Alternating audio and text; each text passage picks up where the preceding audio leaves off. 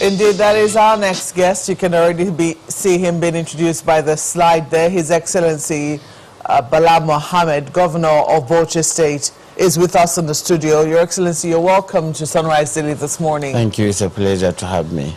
Well, it's been a series of meetings, I imagine. There was a meeting with the President, Nigeria Governors Forum, meeting with the President sometime this week. And shortly after, we also saw the NEC meeting, National Economic Council meeting, where I think for the first time, governors are attending physically. They normally would do it virtually. Yeah. Perhaps it also underscored the seriousness of the situation at hand. And this week, nowhere else, no other state has felt it as much as Niger State.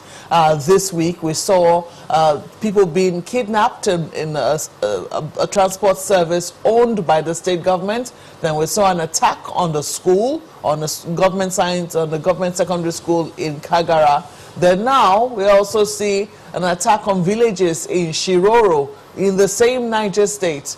There are huge questions as to what is going on. All of this is coming on the heels of what has transpired in the southwest of the country. We've seen your brother governors go to the southwest of the country to try and calm tensions down. What is your assessment of all that is happening across the country, especially with regards to security? Thank you very much for this opportunity, and I want to say with all seriousness that this is a very bleak picture for us that you have just painted, and because the security situation is very, very disturbing in the sense that it has gone beyond that manifestation of insecurity that people are being abducted and people are being killed. Unfortunately, it is even touching on the very fabrics of our existence, our commonality, our unity as a people. And as I was coming here, one of my heroes in Nigeria called me, but I couldn't answer. Those people who made frantic efforts to make sure that Nigeria remains together.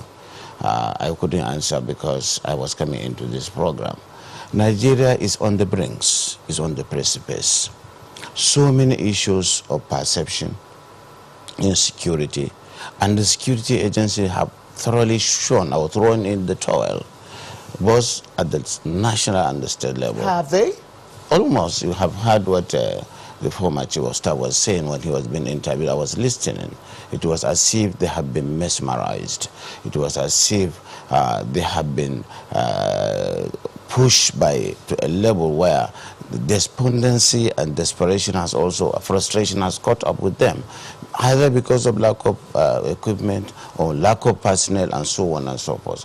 But certainly the situation is very bad. That's why the Nigerian Governors Forum, we met yesterday and day before yesterday, and yesterday we met at the National Economic Council level, and frank talks were made. Issues that were even hidden were brought out. Issues of relationship, issue of utterances and comments that would have widened the gap and the suspicion and the mistrust that is pervading the polity. Indeed, and for a number of people, they think that underscores why we seem to be on the precipice. Because ideally, if we did see this, from one prism or one perspective, then perhaps we'll all be agreed on how to confront the monster. But it would seem that the problem is that everybody has a different lens from which they're perceiving the problem, and so they think that the solutions will be different. You have expressed your own solution, and I'm sure you've also received some criticism as a result of it. You made an utterance, it will seem, in defense of herdsmen. And that did not go down well with a number of your brother colleagues. Do you have another take on it after you've heard and listened to what they had to say on the matter? No, I have not changed my opinion on that issue. I was not defending the herdsmen. I was defending Nigerians. And it has always been my decision to make sure that when things are difficult, when leaders are abducting or abdicating their responsibilities, I come to the fore. Ethnic profiling is what I have spoken against, because it is putting us in a situation where the fundamental human rights of Nigerians have been trampled on. And these people are the Fulanis, and they are the majority of the people in the state where I come from. I may not be a complete Fulani man, but the responsibility of educating our colleagues, even at the level of governors, expelling Nigerians that have the right to stay anywhere under Section 41 of the Constitution, where every crime and criminality is being attached to them, maybe because of their age-long tradition of transhumance and pastoral life, is wrong, because there is no one tribe that can be attached to one crime. And we must do that and be careful, because we have seen what happened in Rwanda. We have seen what happened even in the historical perspective in Germany against the Jews. It is not all Fulanis that are bandits. You have just shown the picture of banditry. It may not be Fulanis.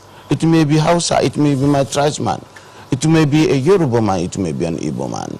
So the issue is that we must develop the capacity to fight crime and criminality without necessarily profiling and saying that it is the Fulani herdsman who is so helpless, whose cattle have been rustled, whose wives have been raped, whose even huts have been burnt down, that is behind the criminality of banditry.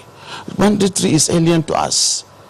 Just like armed robbery came and left, and then of course other crime like cyber crime, all of them are coming to Nigeria, and we are not doing as much as would be required by the security agencies to make sure we go to the root cause of it. Rather, we are engaged in blame game. There's some people who will say, well, we're going to break shortly, there are some people who will say that the Fulanis have lived with us thousands of years, or at least the minimum hundreds of years. Yes. Why is it now that all of a sudden it would seem that this is now a problem? This is the mystery that we must unravel. Who are those Fulani people that are causing this? Are they Fulanis? Or are just people coming outside Nigeria because there is this issue of climate change that is pushing the people, the demographics, the insecurity in the northeast, the Boko Haram. Mind you, these people live with the terrorists and the insurgents in the bush. And some of them are moving southwards for greener pasture. And it is because of that movement that you have an admixture of those that are innocent and those that are not innocent. It is our responsibility to fish out those criminal elements among them. We know that the movement starts from the Senegal, from Niger to into Nigeria. Your Excellency, I'm going to ask you to hold your thoughts for us. I would let you expatiate a bit more on the matter when we come back from this break. Thank you. Thank you. Please stay with us. His Excellency Bala Mohammed, Governor of Bauchi State, is still with us in the studio, and we're talking about the security situation. Well, you were making the point just before we went on break about differentiating, it would seem, between the local Fulani and the foreign Fulani. Yes. Is that what you're saying? Yes, this is what I'm saying, that we have not been able to decipher.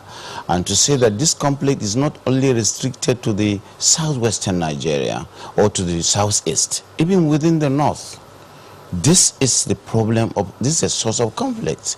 I have heard my colleagues from Kano and other northern states talking about this movement.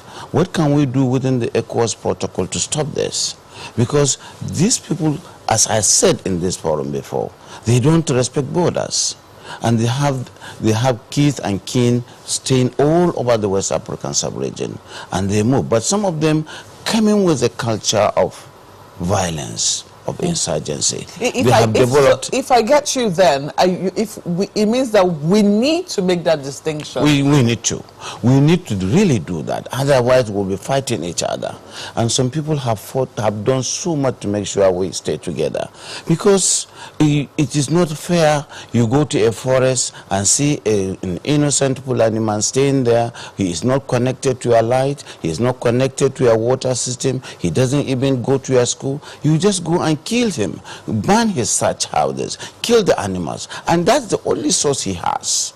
Because you, rightly or wrongly, believe that he is the cause of the banditry that inflicted on your community and so on and so forth. That's why I said it is the source of discord that we must be able to really deal with. And in dealing with that, we have to be careful as leaders. Well, it would seem that some of your brother governors understand. Yeah. I mean, I don't know whether we have the comments of the Benue State governor on standby. You know, they understand that there is that differentiation, and it would seem that that's what they have been calling for.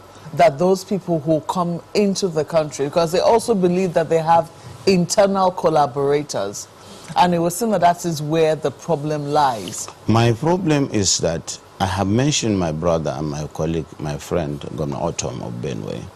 Yes, we have agreed that the way to go is ranching. The way to go is to control the transhumance and the pastoralism. But you cannot do it overnight. You cannot do it with simultaneously with threat of expulsion, of profiling, of already criminalizing the genuine trade that the Fulani man is doing. That's the difference. The governors have agreed that we will work with the federal government. Some of us will have the largest expanse of land that we can even accommodate some of the Fulanis, but we don't have the resources to develop it. Benue and the Fulanis, they have a primordial relationship for a long time, a relationship of cordiality. You see, the feuds between herders and farmers is the oldest conflict that we have on the universe. But it has never taken this sort of dimension. Where we see hundreds of people being slaughtered in their homesteads, in their hundreds. Initially, we saw it, I think it started on the plateau. Yeah. You know, where things degenerated, even though some people argue that that also had a political undertone. Then we saw it, you would see, we moved from Plateau to Kaduna, and then we saw it move to Benue, and then we now begin to see it in parts of the southeast and the south. It's a mark of leadership. In the Plateau, you can see what the Governor Langon did in terms of community engagement, in terms of trying to understand the source of the conflict. It has disappeared. It has evaporated. In Bauchi, we have this conflict. There are parts of the plateau where they are still witnessing. No, not as much as you have mentioned the level of death, of killings, and what have you on the conflict. There appears to be some commonality or harmony on the plateau. And of course, even in Bauchi, 13 people were killed, Fulanis against the Fulanis, because of the issue of the right of way, the permission for them to move with their cattle. Some of the traditional rulers, some of the local authority and state forest officers go and sell all the cattle reserve to themselves or to others, and they cannot pass. By the time they pass, they come back, they have already planted something. This is not looked into. I have dealt with it. Unfortunately, I'm not praising myself. I had to even suspend an emir, my own brother, my leader, because I found him culpable. But we investigated. We found that the level of his involvement is not such that he can go. Otherwise, we would have gone. There has to be reward and punishment. There must be decision to take at the level when it will be taken, and nobody should be spared. Let's talk about some of the measures that some of your brother governors have taken. I do recall in the early days of the conflict in Kaduna State, the governor of that state admitted that he did try to seek reconciliation with the Fulanis, who he said had been upset. They were from outside of the country, and he said he looked for them, had a delegation, and they offered to pay compensation to them, but that did not stop the killings. In fact, now he's against the measures being taken by your brother governor in Zamfara State, who is now saying, look, what we need for these people, bandits also terrorizing his state, is amnesty. He says not all of them are criminals. It was seem that they have a unique situation in his state. But we also recall that there was a time when in the Northwest, I don't know if you recall this time, states of the Northwest had a huge problem in terms of foreigners who had invaded the forest. Is that correct? Yeah. When the governors had to bandy together and fund military operations to rout out those criminals from the forest. Is that correct? Yeah. That was one of the steps that was taken. Now, the governor of Kaduna State says he's going to treat you know, people who come and carry out criminality in the state as criminals. Yes. There is no need to be paying them compensation or giving them amnesty. Oh, yes. I believe in that. Do you agree with his position? I agree 100% with that position. Because there is no way you can just reward criminality with any tinge of persuasion. You have to deal with it decisively within the confines of the law. These people are criminals. They are bandits. They should be dealt with, and they should be tried, and they can be killed because they're killing people. So is it? I'm not saying that criminality by any form of any tribe or by the Fulanis is justified. No. You get the criminals, deal with them decisively. They have caused so much, those criminals, untold hardship.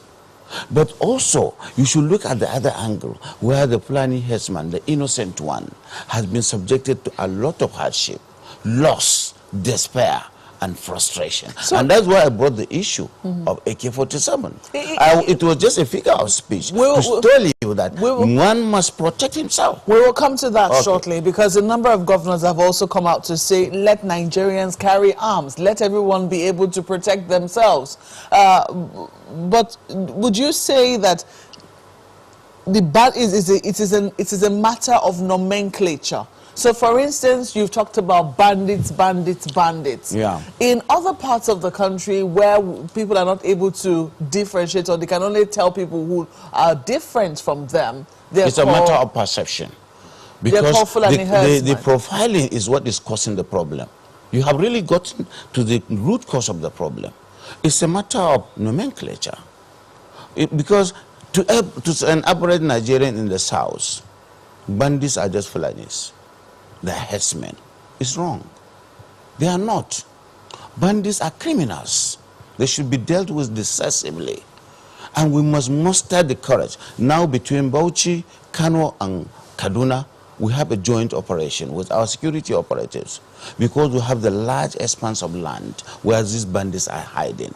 And these bandits are not only Fulanis. In fact, they are terrorizing the Fulanis. But they have Fulani miscreants within them. They have Hausa, they have Igbo suppliers, they have Yorubas, they have people that are really benefiting from the illicit trade.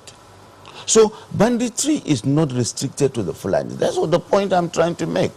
And that we should not be fighting ourselves, because they are criminals. They should be dealt with decisively. Let my colleague Chamberlain come in on this conversation. Chamberlain. Oh yeah, Your Excellency, that comment you made previously about the AK-47, which you were going to shed light on. In fact, let's even listen to that again, so you can just shed light on that one. You have seen what our colleagues in the southwest are doing, and some of them from the southeast. Some of us told them, with all modesty and humility, you are wrong.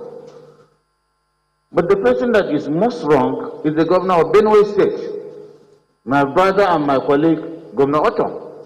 And now, because a Fulani man is practicing the tradition of transhumance, pastoralism, he has been exposed to the vagaries of the forest, the animals, and now the cattle rustlers who carry guns, kill him and take away his commonwealth, that is the cows. He had no option but to carry AK-47. Because the society and the government are not protecting him. What is his fault? It's the fault of the government and the people. You don't criminalize all of them. Nobody owns any forest. The forest is owned by Nigeria. Under Section 23, 24, 25 of the Constitution, every Nigerian is free to stay anywhere. So, Your Excellency, quite a number of things there. First, when you said that they were forced to carry AK-47, people would think that that seems to be some sort of justification. Could you shed light on what you actually meant on that? Okay, thank you very much, Chamberlain. It's a pleasure meeting you once again. What I said in that context, I was addressing the media people, and the topic is the use of media to foster national unity. And I was trying to situate the problem the way I was trying to explain to my sister Madufe. that the Fulani man is so exposed, dehumanized, demonized, in fact, because he is being seen as a bandit. And so anywhere he goes, he is being pursued, not only in the southwest or in the southeast, even in the north, because he's the cattle routes, his commonwealth, which I call his cows, have been taken and rustled, and of course sometimes they are fined beyond your imagination. If one cow stray into the farm because the cattle road has been taken away illegally without the authority giving permission, he will be fined seriously, mercilessly, and so he is exposed. And then he has no option but to protect himself. We have so many vigilante groups in Nigeria.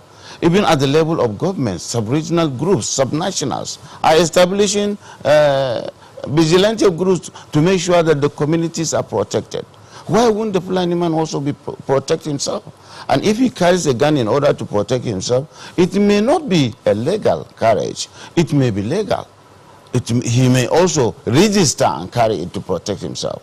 But it's a figure of speech to show you the despondency, the desperation, the frustration, and the agony that this particular person is exposed to by his own people, by his own tribe, by other tribes who have all seen him as a criminal. And therefore, he has the inalienable right to protect himself. You see, people can't protect themselves, but is there right for anyone in this country to bear AK-47 assault rifles? You see, Chamberlain, usually when we mention AK-47, it's a figure of speech. I mean, the issue is protection, self-help. You must protect yourself. You have seen the context with which I mentioned AK-47. It's just to show you that people are, because they say AK-47 carrying Fulani men. And because of the level of exposure these people are exposed to, I said they must carry, they have no option but to protect. The issue, the key word is self-protection and self-help, which we have Ametokun that are carrying weapons. We have vigilantes that are carrying weapons. There must be some sort of approval. But what I am saying is not to legalize carrying of AK-47. I must be understood. I was just trying to situate the problem to the extent that the desperation is too much and there is no help from anywhere, both from the communities, even from the kings and kin, both from the local authorities, from the subnationals, and even from the federal government. Well, Your Excellency, so what do you do in the absence of any help? You just sit down and sit down in your hut, and then people come and kill you. So in the name of the tag that you have been asked to wear, the profiling that you are a criminal when you are not. But you see, I understand after our meeting, some of the videos are fake. And I want to tell Nigerians they are fake. Which videos? What happened in the southwest after some of the pronouncements, especially in Oyo and in Ogun, is unfortunate because people just believe what they hear. You know, where is Moses Igado? Iboho. There was on a spree, killing spree. Nobody has arrested him. Nobody has done anything to him. What is he? Is he a bandit? Was he allowed to carry a weapon? Why have we not questioned ourselves that this man that was killing people, he was never brought to book? But Your Excellency, I think part of what... We must respect our ethnic groups and our ethnic configuration. We cannot continue to push people to the precipice, and then at the end of the day, we as leaders, heading states, will be managing reprisal. In Bauchi, I had to hold a meeting and tell people that, look, this is not true. These are fake news. And of course, everybody agreed because we have been so intermingled. We cannot play this dangerous game. And we cannot continue to expel Nigerians from one place to the other when they are innocent. What we need to do is, if you are profiling, is to profile the good and the bad. because in every tribe there is the good, the bad, and the ugly. Well, you know, we've always said that, they can't paint everybody with one brush. And I think that was part of what you alluded to at the initial stage when you say there are criminal elements across board in every area. And I think anyone who, or those who are bearing AK-47, for you it might have been a figure of speech, but there are several images and people have seen some herdsmen who bear AK-47, and that is not allowed by law. Tumbling. Those carrying illegal AK-47, killing people, should be apprehended and killed. They should be dealt with within the confines of the law. What I said about the AK-47 carrying courage is the issue of protection, self-help. Not to say that I have legalized or there is any law that legalizes somebody to carry arms without authority or without any form of permission. Well, Your Excellency, part of the comments you also made was that all forests belong to all Nigerians. Meanwhile, there are those they designate as forest reserves.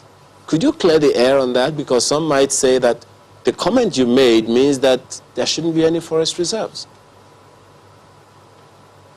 Forest reserves are forest reserves designated under the Land Use Act because every land has a land used.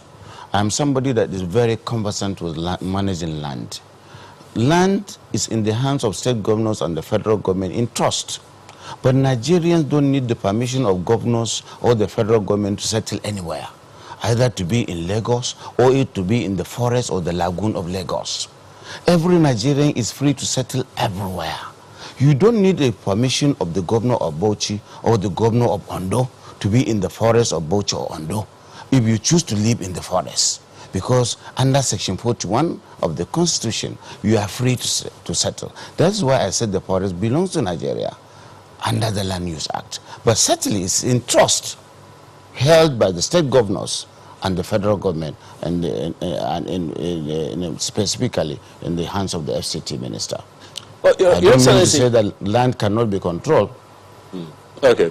Well, or cannot be managed, but to say that this land that we are talking, this forest that we are talking about, yes, belongs to the state and the federal government, and Nigerians don't need our permission to settle there, and therefore nobody should expel any man from any forest or any city or any town, except if he is found to be criminal and it is not expulsion, he should be arrested and punished. Well, Your Excellency, there's something you said earlier about, dichotomizing certain classes of people. But 2 years ago, this is what you said, and I'd like you to clear it if you still hold the same view. Why should federal government use resources for this country to accommodate Fulani men who are not Nigerians? You see, as I said, we are already accommodating them. Do you delineate and then really know who is not a Fulani man from Nigeria? They are all Nigerians, because I said their identity, their own citizenship is Nigerian, even though we have relations all over the world, all over Africa. And so, presumably they are Nigerians.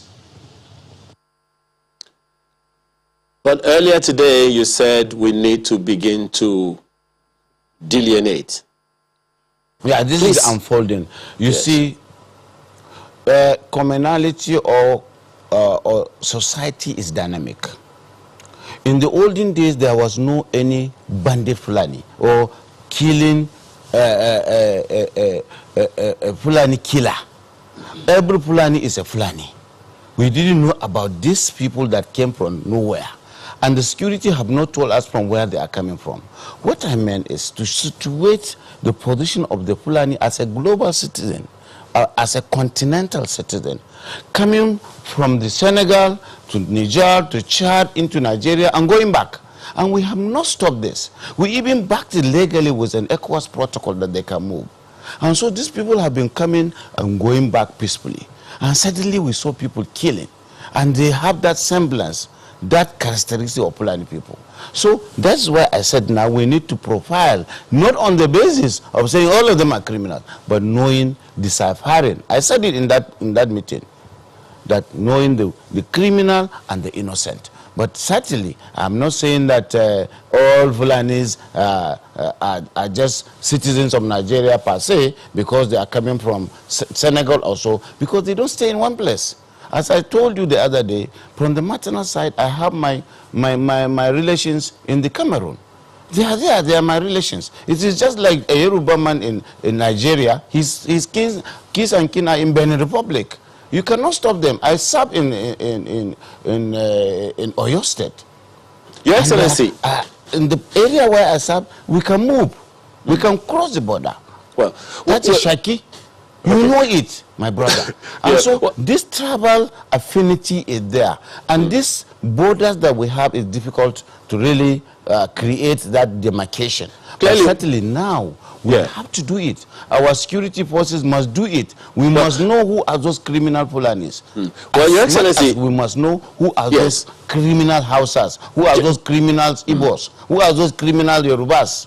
We must do that. But doing that holistically and without prejudice will definitely give us the kind of harmony we need as a nation. All right, just one moment. Your Excellency, just a moment, because we're running out of time, but there's something that has already been done by northern governors, one of which you are, and that is to ban open grazing.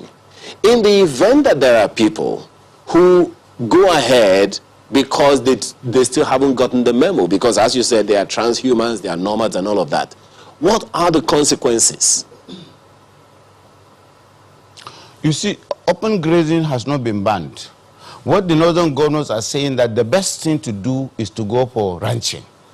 Open grazing is good if we ban it and we imbibe the practice of ranching. But there must be persuasion. There must be transition from this transhumance, because this heading that you see is a trade. It's a farming. You cannot stop my person from farming millet and tell him, don't farm millet, do corn, because you must show him the benefit of it. The Fulani man definitely will agree if we are given the opportunity by the federal government. Our problem is resources. Yes, now the situation has reached a situation where this system is no longer tenable, even to them, because they are exposed to the vagaries of the forest. They are exposed to the problems and challenges of even their own kids and kin who are criminals. So we need to protect them by going into ranching. And that's why I wouldn't be the person to break the ice, but we have made several recommendations to His Excellency, Mr. Vice President, and to the federal government, so that some of us with large expanse of lands can provide solution to this problem by ranching. But there must be a transition. It is not just a clamp down, ranching, banning of open grazing, or expulsion. That is not good. Well, I don't know if you have been able to, if you have now reconciled, you know, with your brother governor in Ondo State over, and maybe your brother governor in Benue State, but you were former FCT minister, and only today we're reading that the FCT has banned open grazing. I don't know if you, on your way here, you saw cattle around the FCT, but they are becoming a common sight. Were they a headache for you too while you were minister? Going to my brother, Autumn, I have no problem with him. My problem with Autumn is that Autumn knows that he is my friend. And the affinity and the primordial harmony between the Tipman and the Fulani has been destroyed during his regime because of this ban on open grazing and expulsion. If I go back to history, there was a saying that a Fulani man would allow his cattle to stray into a Tipman's farm, and the Tipman ate them. And when he asked them, he said, Munchi, we have eaten them. And they became playmates. That cordiality has been destroyed. I'm so sad. And going back to Oyo, Ondo, I can't understand where a governor, a senior advocate of Nigeria. You didn't think there was a misreading of his statement? I mean, have you seen did you see the statement which he released? No, I have seen the abuses, the encomium he passed on me, but I have given him benefit. Maybe he didn't understand. I'm talking about the initial statement that the Ondo State government released. Yeah. Did you see it? The 4-paragraph statement. Yes, it's just coming to expulsion, that they should leave the forest. That is the summary of it. And he did not know that they have rights to stay in the forest. That's what I'm saying. Including forest reserves? Which forest reserves? Fulanis are in the forest reserve. Which forest reserve? To do reserve for what? Grazing is what we have. The land, the forest is reserved for that. Is it reserved for what? Okay. That Fulani should not enter the forest. Don't ask him. I think that, while governors are, clearing that, what do you make of the ban on open grazing in the FCT as one who formerly headed the FCT administration? When I was here, I didn't allow open grazing in the FCT. I control it. I made sure that cattle are not coming into the town because they are destroying the city in terms of defecation, in terms of causing traffic chaos. And it is not meant for that. But I must reason with my brother, the minister of FCT. It is not easy stopping them. They come from different routes, 1,000 routes. Yes, the environment department can enforce it. And once the law is there, it can be enforced. They are supposed to stay in the periphery, not in the city. And I'm happy that the minister is taking that decision, and I support him because this is not where they should be. And many people are concerned. You have seen it along the airport. Sometimes you stay for hours waiting for cattle to pass. Yes. Well, it's definitely not, I don't know what to say to that, but let's leave it there. Your Excellency, the Governor of Bauchi State, Mr. Bala Mohammed, we have to thank you so much for coming to share your thoughts. Thank you. On Sunrise Daily this morning. We're hoping that this is an ongoing conversation, at least until we're pulled back from the precipice and, final action is taken for the protection of all Nigerians. Yeah. We believe the conversation will be ongoing. Well, that's where we have to leave it for Sunrise Daily this morning. We thank you for sending in your comments and questions, but I think I will have to be on Monday. Thank you so much for watching. I'm Mal, where are you going yourself? It looks as if we have to take okay. All right. Well, very quick one. Dr. Uhumavi is interested in the topic on hand. Solution to security in Nigeria is in the hands of sociologists, historians, anthropologists, economists, and lawyers. We need knowledge intersections. That's one. And there are several others, Brosugo, Nomase, and so many others. Musa Mohammed, thank you all for your comments. As Marquez said, we'll probably take the rest of them on Monday. Yep. Have a wonderful weekend. I'm Ayo Makide. I'm Chamberlain Uso. See you next time.